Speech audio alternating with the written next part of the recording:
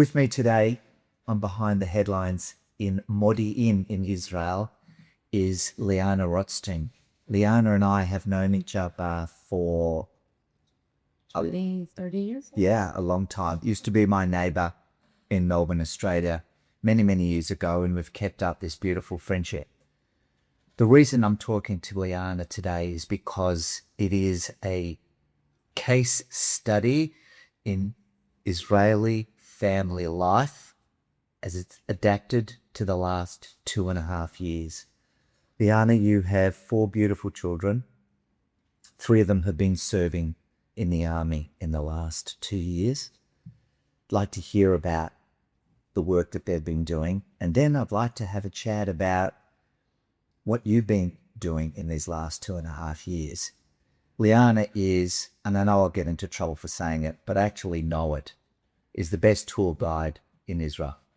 So anybody who comes to Israel, I'm happy to share contact details. Lyana's knowledge is unbelievable, and her ability to go to places that many others don't is second to none. But there's been no work. There's been no tour guiding. So what has Lyana been up to? And the story is heartfelt and a wonderful thing to share with our audience. So Lyana, welcome to Behind the Headlines. Thank you, Adam. It's great to be here. Nice to make that time together. I feel like I'm at home coming back to your place all these years. As it should be, Adam. Lyana, 3 kids in the army in the last 2.5 years. Apart from the stress and anxiety you've, of course, had to go through. We'll talk about that. What have they been doing? What have been their roles? And how has that played out for them and for you and Abram?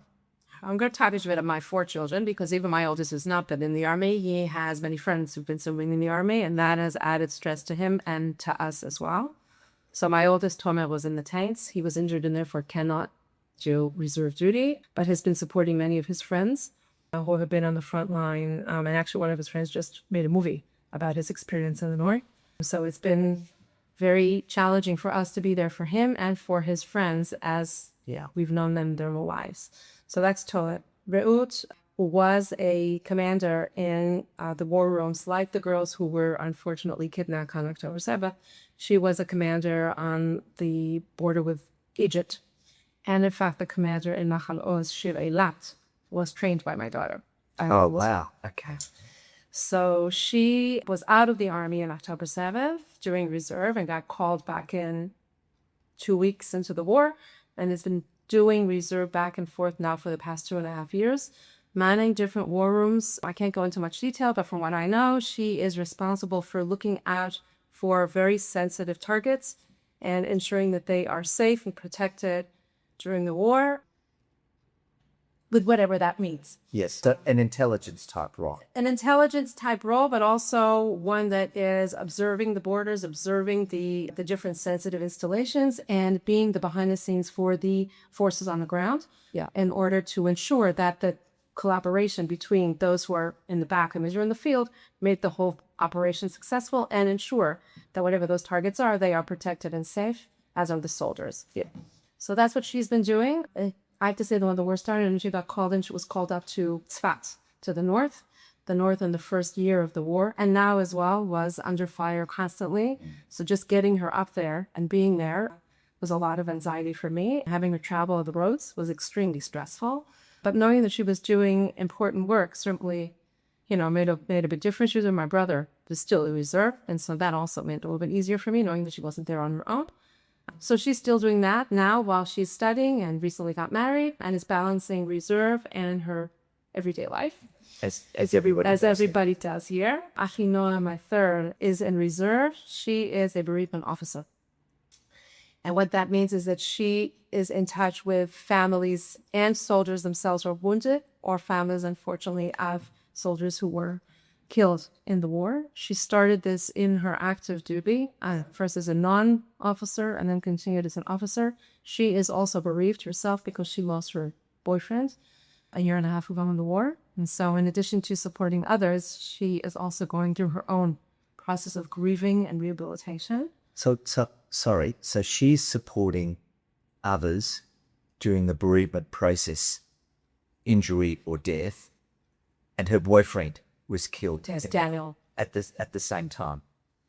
Yeah, Goodness Daniel was killed. Daniel was a commander in Givati, and he was killed in Gaza in September 24.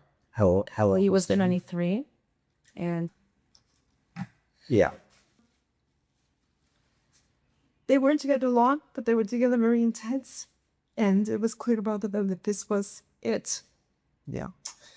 So we have been, as a family, dealing with it. She, of course, is dealing with it. She's doing very well, I have to say now. And whilst Daniel was always going to be a part of our life and certainly her life, she's now in a different stage of her grieving and certainly ready to move on. Yeah. But she now is the bereavement officer for the Handasa, for the engineering corps. Okay. And she's constantly on call. She's amazing. She is. She's an amazing. I mean, I love all four of your children, and I do from my heart. There's something Very special. Yeah, I feel. And it's the job that she is doing. She's a great so very difficult. And she gets called up all the time, Shabbat, holidays, whenever she's on the go. Yeah. So she's still doing that as long as is required. Okay. And Nadav, our youngest, is in paratroopers. And he is right now a commander serving in Machabaz, in fact, protecting the border with Gaza. When the war started, he had not yet enlisted, and so he joined during the war, wanted to be paratrooper like his dad, and is in fact in the same unit as his dad, as Avram. And I have to say that I won't say grateful. I'm grateful that he's not in the north right now with everything that's going on, but it's not that the Gaza border is necessarily quiet. Yes. It's just maybe right now a little less stressful given everything that we're dealing with at the moment. So he's there, and he will be there until, I don't know, till what, raise the hour to January. And then depending on what happens, he'll either get out and move on or get out of the white back into reserve, as everyone has been doing since the war started. So, how often do you see Nadav Ned? To me, he'll always be Ned, right? So Nadav comes home every 17 days. So it's on a cycle of like every 2 weeks, every two Shabbatot is in the army, then he comes home for 4 days, then he goes back. So he's actually going to come home on Thursday, I hope. And and so that's right now the cycle. So really every 3 weeks, almost 3 weeks. Yeah, amazing. Wow. So you're a tour guide, and there's been not a lot of touring, not a lot of tourism in Israel these last 2.5 years. Correct. An extraordinary bias story for listeners. I was here with a mission to Israel in September 23, a month before the war. And in fact, I was in Sderot in the south on September the 7th with a group, and we'll never forget it. But at the end of the mission, Lyana organized a tour with Avraham and Tomer and my son Judah and I, and we went into northern Jordan. And it was an extraordinary experience to go into biblical Gilead, which it was, of course it's Jordan nowadays, and that's the sort of thing that you won't get pretty much anywhere else. And that was an amazing few days exploring it. Yeah. Yes. People don't realize when they think about Israel, they think about the map today, that the Middle East was always like that. But in fact, the map as you know it is maybe a little over 100 years old and doesn't reflect the history of the region at all. And so going into Jordan, in fact, there's a tremendous amount of Jewish, biblical, and Second Temple history. And Roman. We went to Jerash, which Jerash. is amazing. Yeah. Have a look at Jerash. It's I think the largest extant ancient Roman city, and it was amazing. It was amazing. We were there for half a day. We could have stayed there a whole day, walking through ancient Rome. Yeah, correct. We also have the footsteps of Solomon and David and lots of other people. So yeah, when it's possible again, recommend it. Yeah, and we went to a mountaintop, Herod's mountaintop, where Macaris. where Salome did the famous dance and John the Baptist was beheaded. Correct. Yeah. Correct. It's Jordan's version of Messiah, because there was also a major revolt against It's the second last Jewish that, of course. Yeah. Now, it's right, it's the other side of the Jordan River, so now it's another country, but then it was all one. Right? And to stand in that place where John the Baptist was beheaded. It was so, yeah, it's pretty cool. It was actually really cool. It was very cool. We also remember we went to a site where the house of Tobias, Tovia, Yes. there's some even inscriptions in the that's Oriot that date back to the very beginning of the Second Temple, a little before Hanukkah. Yeah. So yeah, it is some cool stuff. We did some good stuff. So this is Israel, the trauma and the cool and everything all at the same time. Correct. So you're not tour guiding. Your children are in the army. Lyana, what do you do in these last couple of years? And you're a woman of action and energy. What have you been doing? So I'll say that there's not been a lot of tourism, but the tourism that has been was a lot going down south. So I've done a lot of that was taking people. But really, what happened when the war started, because we were hit so hard, and we were hit, I would say, in the underbelly. Whilst I like to say that on October 6th, we were ready to kill each other. On October 7th, we came together and put all those differences aside in order to do what was necessary. And out of that need to do, we've all, I don't know, we're scrambling, but we all felt that we needed to go above and beyond. Yeah. And also because some of these soldiers were called up right away, and the army simply could not handle 300,000, reservists getting called overnight. There were different types of needs. I'm not talking equipment, but even just the basic needs of food, spiritual nourishment, Sleeping bags, and all of the basics. Correct. Yeah. Correct. And so it really started as a grassroots action where people who knew people contacted, and through the grapevine, we started to raise money. There was a unit that when I say we, was me and a friend who basically adopted and started to raise money. We bought sleeping bags for them. We bought chairs that they needed to be able to sit while they were in the field. We bought like big canteens for them to be able to have water. And out of all of that evolved what I call mini war rooms. And the idea basically was that there were women in many cities all over the country who began to cook in our kitchens food for soldiers, predominantly for the weekends, because during the week, they get whatever supplies, but to have a nice home-cooked Shabbat meal makes all the difference when you're weeks and weeks and weeks out in the field, to know that you're not alone, to know that whilst you're there, whether you're in Gaza, you're in Lebanon, you're in Syria, wherever you are, that there are people in the home front who not only remember you, but care enough to put their money where their mouth is or put their effort where their mouth is and really go above and beyond. And so out of the many, many different initiatives that I was involved in, this particular war room that I'm still involved in has become my life. And starting January 24, together with a friend who I met through this initiative, we have been running a war room here in Modiin. We have a WhatsApp group with 200 people on it. War room as in a kitchen. As in, it's not even a kitchen. I'll explain what it means. What I mean when I say war room is that there is a WhatsApp group with 200 people on it.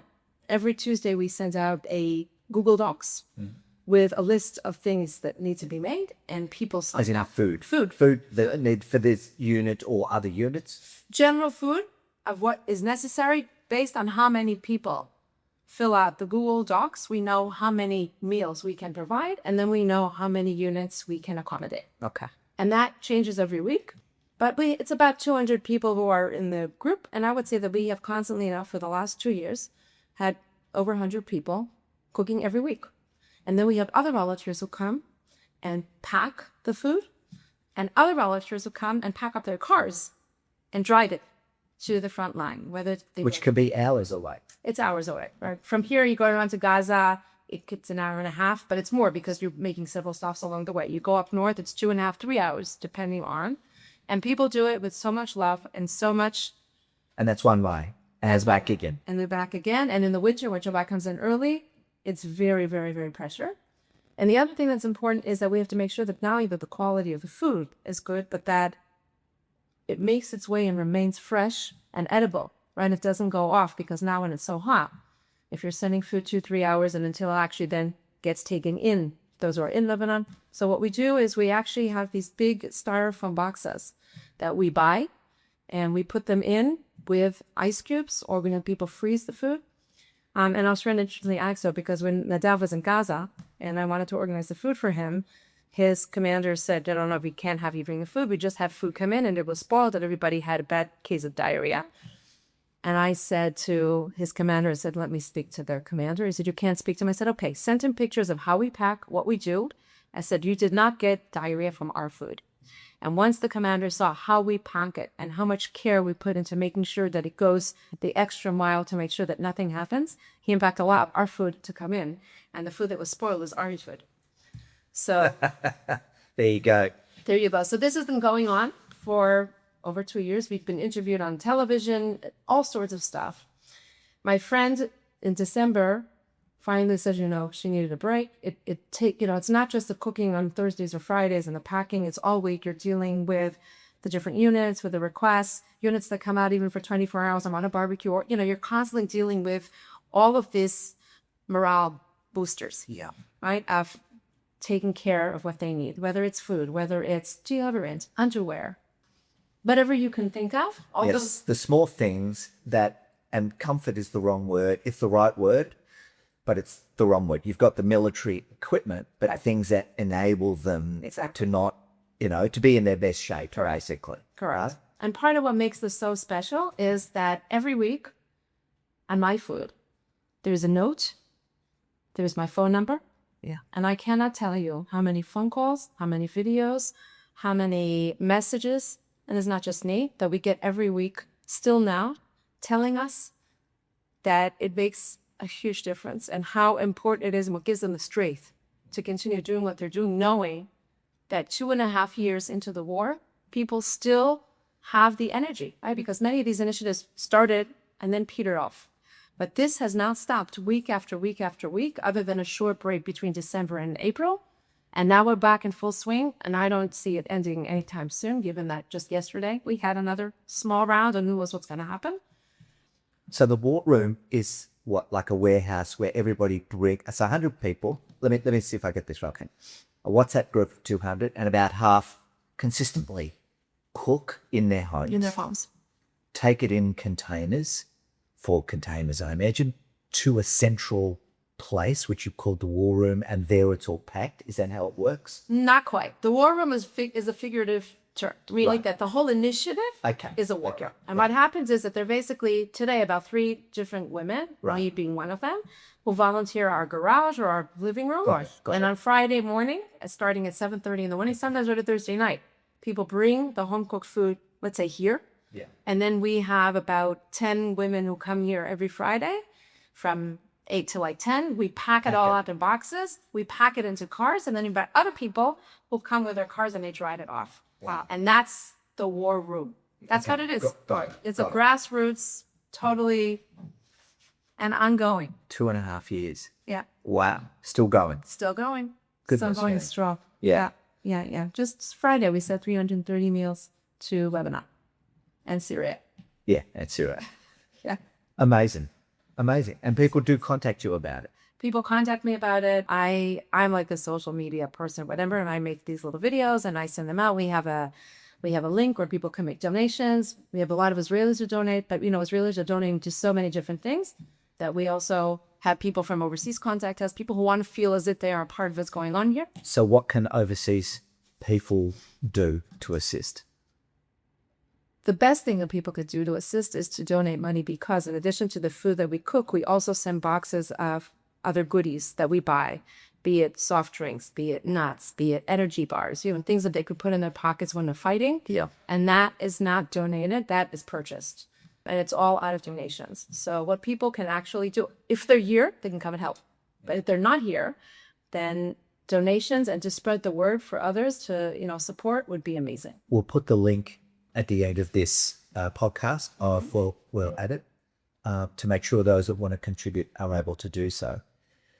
It sounds, in one sense, a bit strange. We'll give them some energy bars or some popcorn or drinks or whatever. However, it's good friends of ours. Their daughter married an Israeli boy. She'd been here for some years. He served in the tanks in Gaza, and we donated to his tank corps a whole money towards snacks. There you go. And he said it actually makes it small, but it makes a difference. That they don't have to worry that they haven't got food, and if they're stuck in the tank for hours, and we're talking, 10 or 20 or 30 hours, it could be They know they've got something if they're out of contact with others. So But it's more than that. It's not only the physical nourishment. There's something very significant about getting that hug, getting that regards, getting that, that sense that you're not alone. Yeah. And it's important for us here in Israel to know that we're not alone. It's important, I think, for world Jewry to know that we stand together. It's very challenging times now for Jews in general around the world. Yeah. And any way that we can all stand together to support each other. Yes. It makes its way down to the soldier. But at the end of the day, those of us who give, as you know, because you've been involved in giving for your entire life, basically, we get a lot more than what we give. Always. And I also think that given the challenges that the world has imposed on us currently, part of the strength that we get from one another is knowing that we stand together.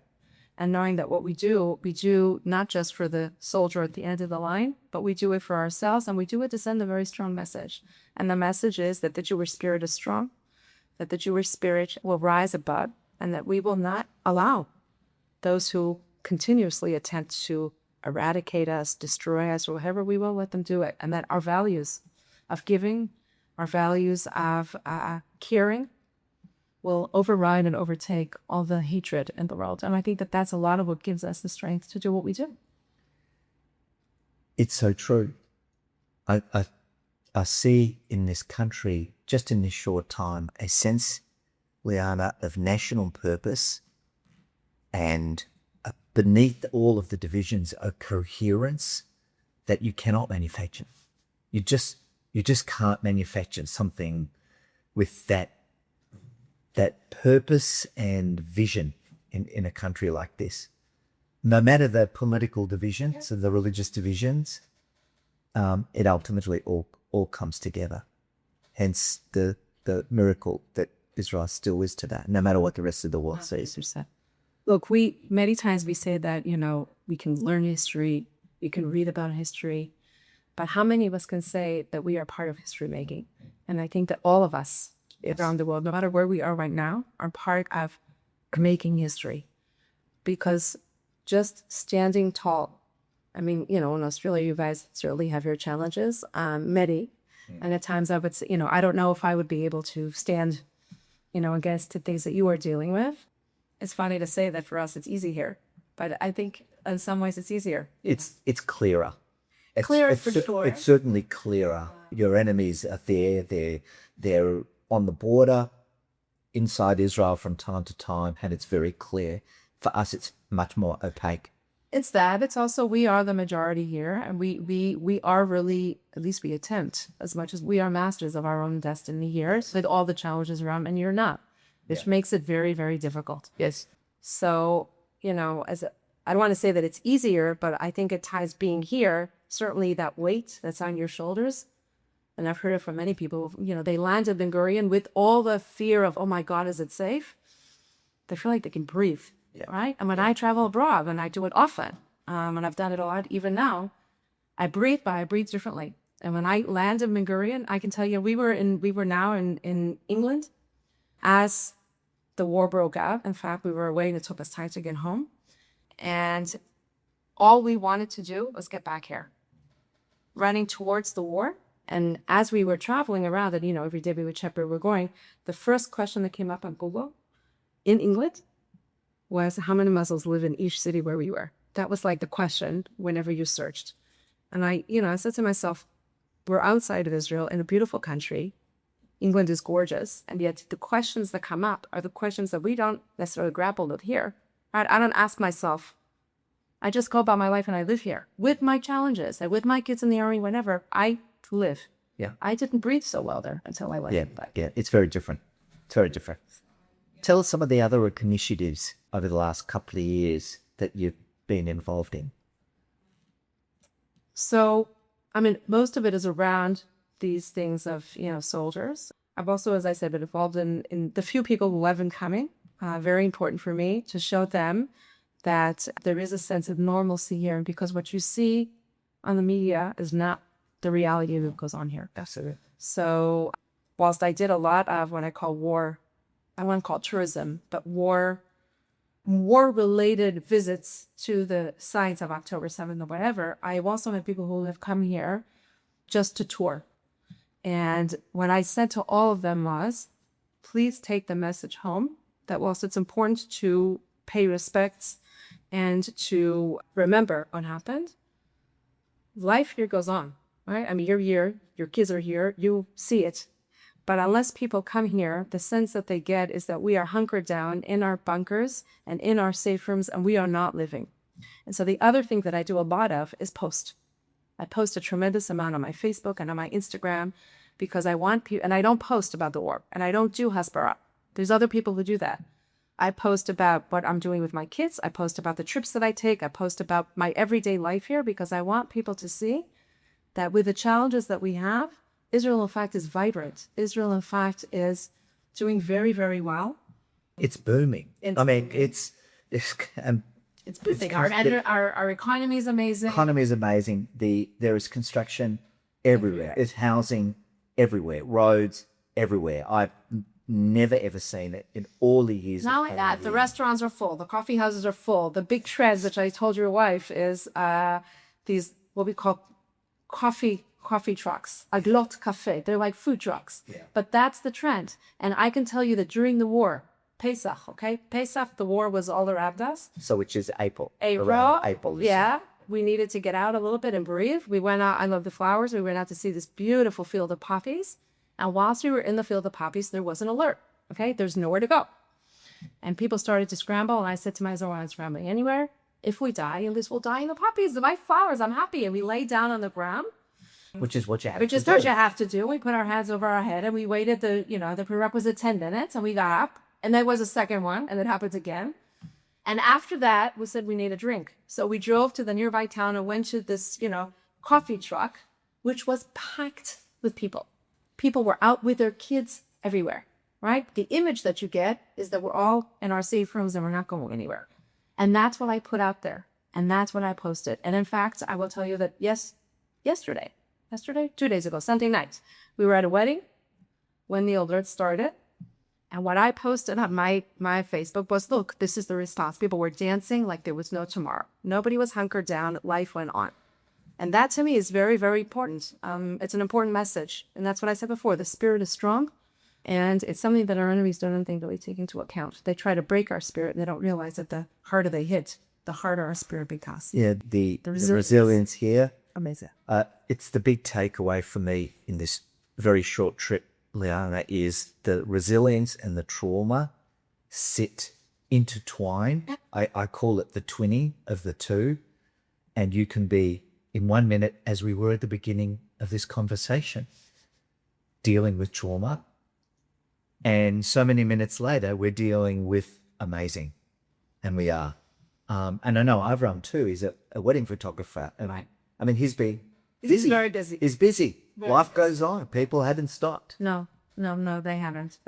Look, I can tell we have lots of friends, unfortunately, who lost their children, their siblings, and with that particular trauma, one has two options. You either lay down and say, I'm done, or you say, I will honor their memory and continue, move forward. And more often than not, that's the answer, because what else are you going to do, right? What else are you going to do? What else are you going to do? So that's what you That's Israel. That's what you do. Yeah. We have no choice. Lyana, how do people get in contact with you if they want to donate or if they want to come with you touring? And I want to come back to one question around the touring in a second, but have people contact you? What's the best way? Well, the best way to contact me is either via my email or WhatsApp, or also through my social media. I mean, there's plenty of different ways. We can put them all up. They can even look my name up online and they can find me, but the easiest way is either email or WhatsApp. Okay. That. And for donations, we're going to give a link. So you can either do it via the link, or again, you can contact me. And it's Lyana Rotstein, L-Y. L-Y, correct. A-N-A. Yes. Okay, yes. And Rotstein, not Roth, R-O-T-S-T. Yeah. We'll do all that. I wanted to ask one question, which I've been asked a number of times. I came to Israel on February 24 because I just came for a few days because I needed to understand and meet and hug everybody. Don't know, I haven't shared this story with you. When I came into the arrivals, there's a little hostage photos in the arrival of Ben Gurion, and people know you go down the ramp. And usually there's an area for foreign visitors, and there's booths with immigration officials, and it's packed. And I love all the women who, and I'm thinking of specifically some old refugees who would nudge their way through and get to the front and scream. It's classic. There was no one there. There was me and one woman, one immigration officer in a booth. And she said, show me your passport. Oh, you're from Australia. What brings you to Israel? And I said, I'm here to understand. I'm here to volunteer. And I'm here to give all my friends and family the biggest hug and kisses I can from our side of the world. She starts to tear up. I start to tear up. And she says in a broken voice, Adam, welcome to Israel. I felt shivers when I recited. And I went through and I went to the south the next day. I volunteered in a field to help. There's no people. All the Thai workers had been killed. Went down, volunteered, and then went to the south. I've just gone back to the south again this time and taken Louisa. And people say to me, you're a voyeur. You're looking at these places as an outsider. Is that an appropriate thing? I feel taking people there connects you to the reality, but quite a lot of people are uncertain about that. To go to the Nova Festival site is very powerful. And are you, a tourist, or are you integrated? What is it when you take people down? What are the experiences that you have with people down there? Look, I think it's very important. When I take people down, what I say to them before I agree to take them is that if they're willing to come and to bear witness, and they're willing to be there, to be present, they're not there in order to just video or to take photos, but they understand that, it's like going to other memorial sites that are significant. Even when you go to the 9/11 memorial site, generally, you have to come in a certain frame of mind. So to me, I think it's very important to go down there. I went down there as soon as it opened. So the year of December 23, I was already down there. And I saw the devastation. I went back in January, and then I went to the States in February on a speaking tour. And I shared my experiences there. And I was a volunteer like you, because every week I went and I did different picking of whatever, whatever was necessary. Because it's all just in the fields. It was in the fields, and not only were all the Thai workers killed, but many of the men were called up in reserve. And so there were no working hands. And so I wasn't alone. There were many of us who went down and went up also to the north and volunteered, milked the cows even, basic things like that.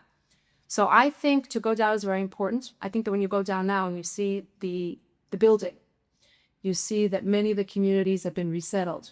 Really, the only 3 that have not even been resettled are the ones that need the most extensive rehabilitation. But otherwise, you go to State Road, 96% of the population is back. They were back already in March of 24.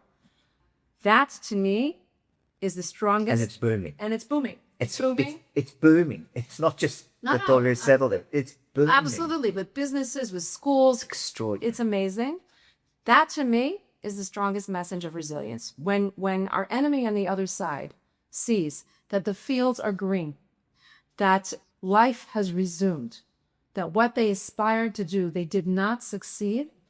When residents say to me, like they said to you, we refuse to be victims. And we don't want you to see us as victims. We are not, as they said to me, this is Nahal Oz. This is not a memorial. Correct. So this is our home. Correct. Yeah. Right. So what they say, and I've heard it from many, many people, they also refuse, many of them, to use the Holocaust terminology, which I agree with. And they say October 7th was a horrible, horrible event. We are traumatized. We were hit very badly, but we are not victims. And we will rebuild, and we will rebuild bigger and better and stronger. And you were just there, so you saw many of the communities are, in fact, bigger and better and stronger. And there are people who are moving down there. There are waiting lists for some of the communities for people who want to become members, which is mind-boggling when you think about it, because there are still alerts, there are still issues down there. We're talking 1 kilometer. Nahal Oz is 800 meters from Gaza, and Kfar Aza and Beria are 1 kilometer Gaza, and there's a waiting list of people to get That's to right. some of them. That's right. It's amazing. So what I say to people is, yes, please, let's go down. Let's see. Let's hear what happened. But let's also see what is happening now. Okay? Let's visit the food trucks. Let's go on a food tour. Let's go to some of the businesses. Let's be participants in the rehabilitation of the region.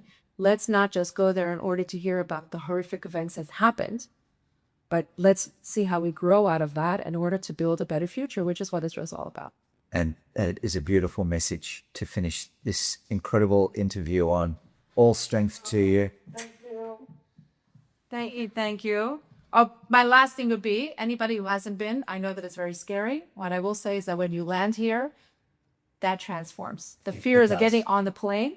Once you get off the plane, your feeling changes. So even those who have not been here in a while or not been here since October 7th, come because it's a different country, it's a different experience. And those who have never been, come because it's just an amazing place to visit. And I don't thank you for this opportunity. I really appreciate it. Thank you, Lyana, and love to all the kids. And we wish them all safety, health, and for all of our soldiers and all of our families in Israel. Thank you. Thank you.